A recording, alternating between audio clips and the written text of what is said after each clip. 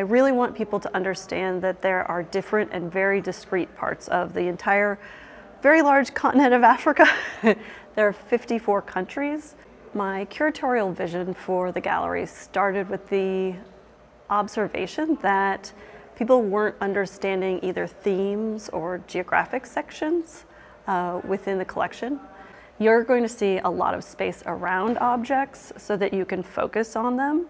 And then you're going to see series of objects together that share stylistic parallels so that you can really start to appreciate African art as an artistic object that has somebody's artistic vision behind it.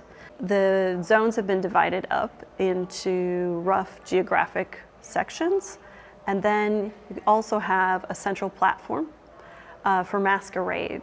So you really get this sense of moving around a group of objects that all would have been performed. And then as you move to the back of the galleries, you really see contemporary work. And that will be changing every year, so hopefully people will come back and see that contemporary African art has a real depth in the NCMA collection. We have a new wall that's focusing on the work of North Carolina collectors, and that will rotate every year, year and a half. And our first rotation is the Bennett College collection of African art, and we're really excited because they have some world-class objects in their collection. I'm an objects person. I confess I get really excited about being able to look closely at objects, and so I hope that a lot of people will share that excitement with me.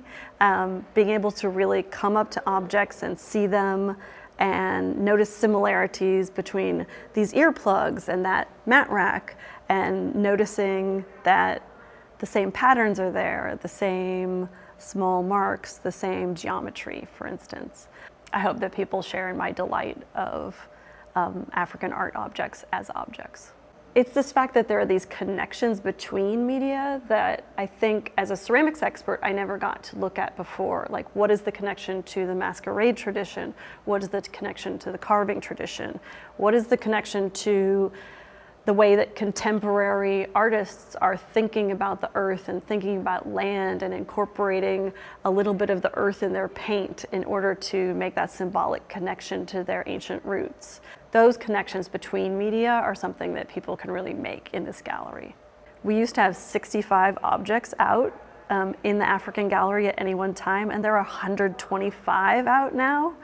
And over the next 3 years total, there are going to be 107 new objects that are either loans, new acquisitions, or things that have been in storage. So people are going to see objects that they've never seen before, or notice objects that they just never had the chance to notice before. It's going to be very exciting.